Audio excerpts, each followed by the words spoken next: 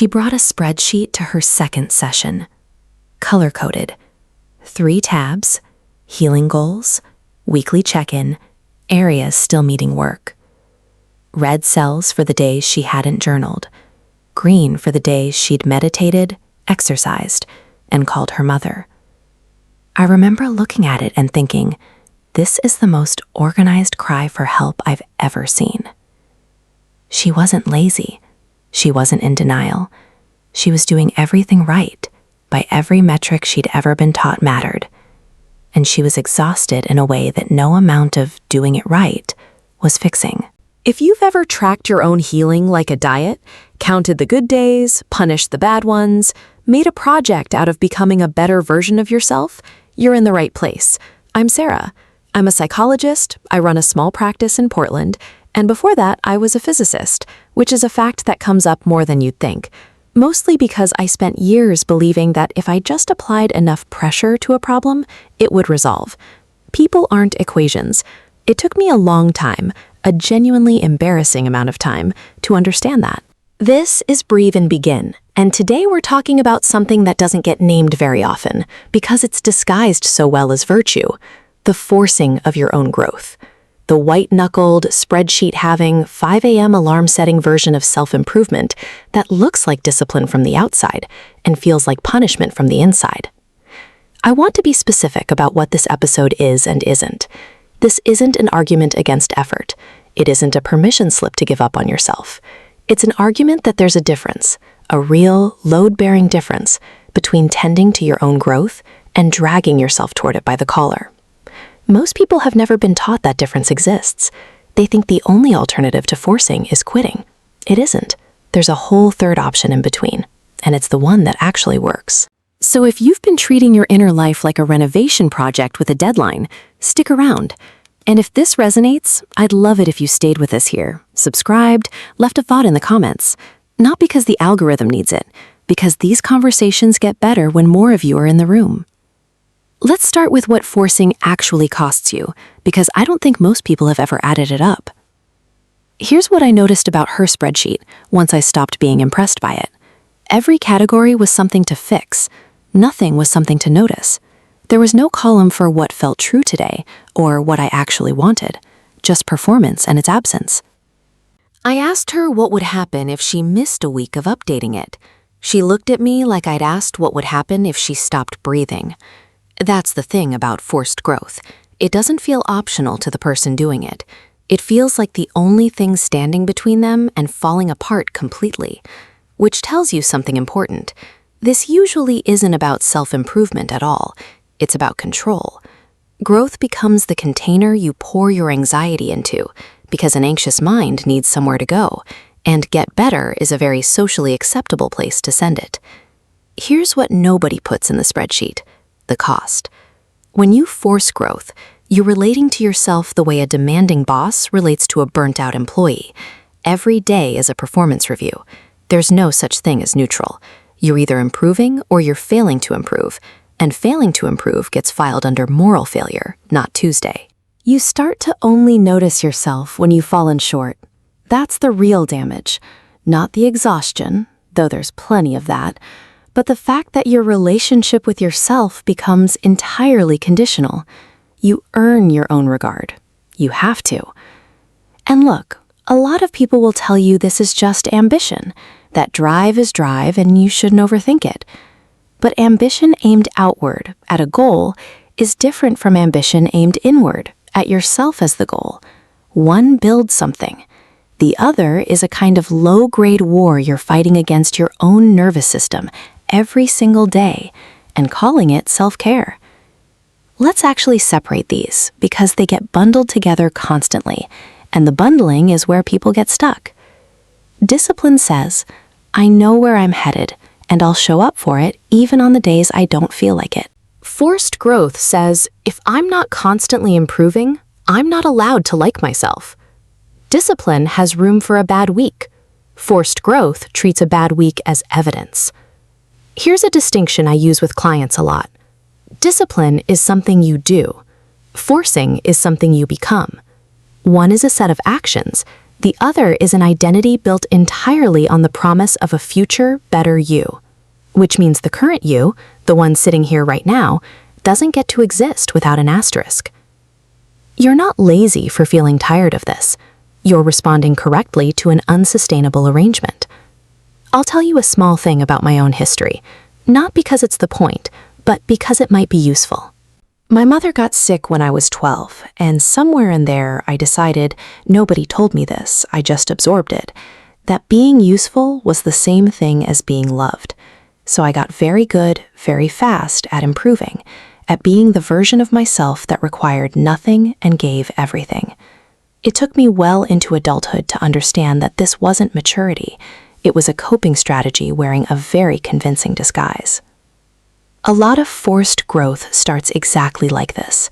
Somewhere, maybe early, maybe in a relationship, maybe in a workplace that only rewarded output, you learned that your worth was earned through constant improvement. And so growth stopped being something that happens naturally, the way a plant grows, and became something you had to manufacture, on schedule, or else. If that's familiar, I want you to hear this clearly. The fact that you learned to survive this way doesn't mean it's the only way left. Here's something clinically true that people resist hearing because it's inconvenient. Your nervous system does not know the difference between "I'm bettering myself" and "I'm under threat" if the internal tone is the same. Cortisol doesn't check your intentions. If you're gritting your teeth through your own healing, your body is responding to gritted teeth, not to healing. This is why forced growth so often produces the opposite of what it promises. You white-knuckle your way through a new habit for 6 weeks and then collapse entirely, not because you lack willpower, but because you were never actually resting between efforts. You were just changing which thing you were forcing. Real growth, the kind that holds, tends to happen in a nervous system that feels safe enough to change. Not safe like comfortable, safe like not under attack. Most people trying to force their own growth are, without realizing it, attacking themselves daily in the name of getting better. You know this feeling, maybe. You take a day off from your self-improvement, whatever form that takes for you, and instead of feeling rested, you feel guilty, like you've let something slip, like the version of you that was on track has quietly disappeared, and you have to earn her back. That guilt is worth paying attention to, because it's not actually about the rest.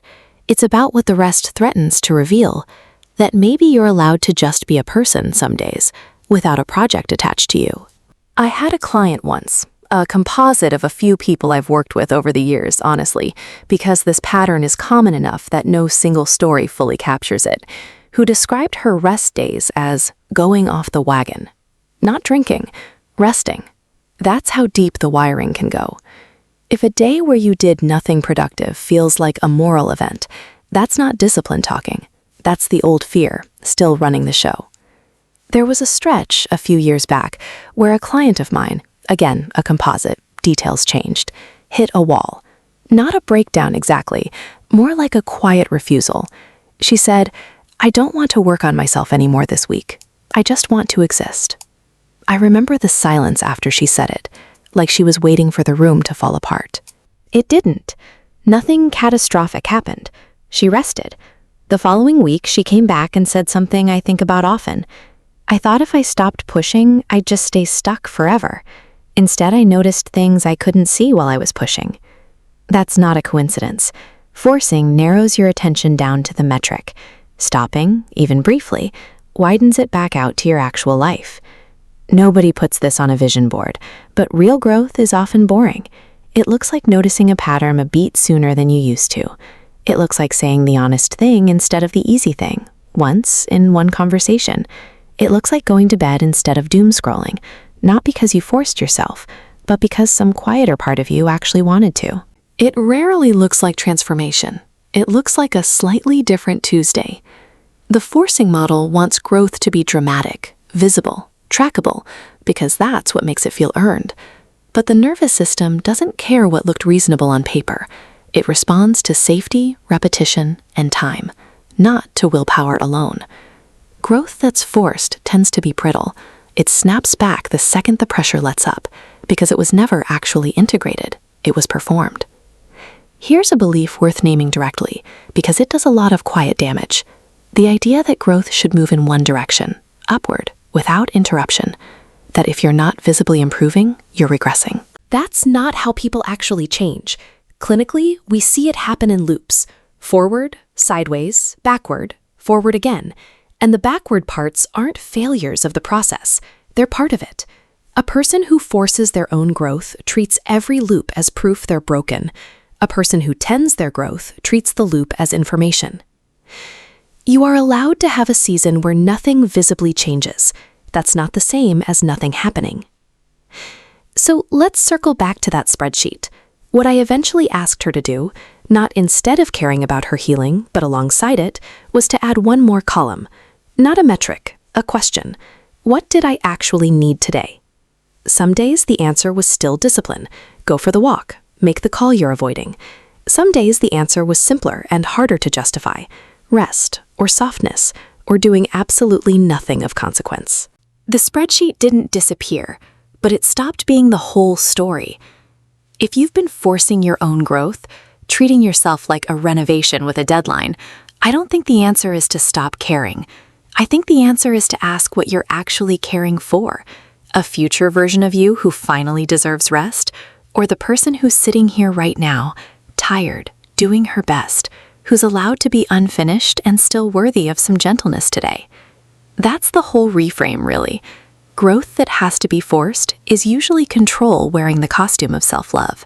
Growth that's tended, slower, less photogenic, less certain, is the kind that actually lasts. If this found you at the right moment, I hope you'll stay close. Subscribe if you want more of these conversations, and tell me in the comments what you're still trying to force. I read them. They help me know what to talk about next. You don't have to earn the right to rest today. You already have it. I'm Sarah. Thanks for being here with me.